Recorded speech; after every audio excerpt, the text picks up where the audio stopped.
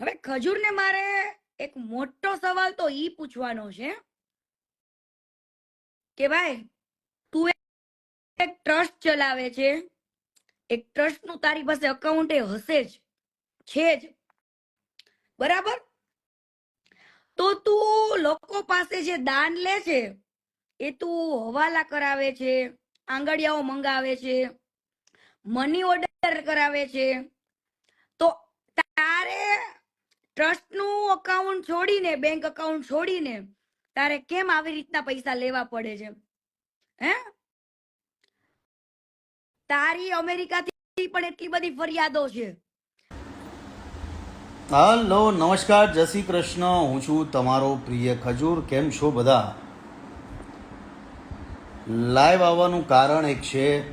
રાજકોટમાં 3 દિવસ પહેલાં એક વાવાઝોડું આવ્યું હતું અને તમને લાઈવમાં બતાવું એટલે તમને વધારે આઈડિયા આવશે કેવી રીતના થયા.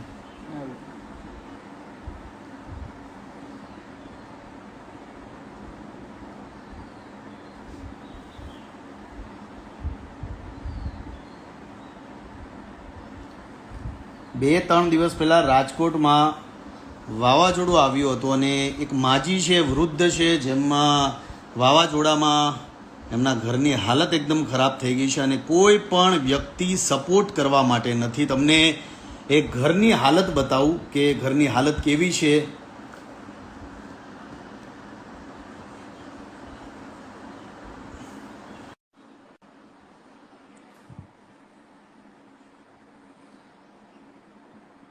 રાજકોટ અને અત્યારે જસ્ટ મને મેસેજ આવ્યો કે માજી છેલ્લા 3 દિવસથી હેરાન થઈ રહ્યા છીએ. હસબન્ડ વાઈફ છે, આગળ પાછળ કોઈ નથી અને ઘરની બહાર રહી છે. છેલ્લા 3 દિવસથી વાવાઝોડું આવ્યું અને પોતે હેરાન થઈ રહ્યા છે. અત્યારે વિજયને મેં ત્યાં મોકલ્યા છે અને જે પણ એમની રિક્વાયરમેન્ટ છે તાત્કાલિક ધોરણે પૂરી થાય છે. પણ કહેવાનો ભાવાર્થ એ છે કે રાજકોટ બહુ મોટું છે અને બધી જ વસ્તુ થઈ શકે છે રાજકોટમાં. તો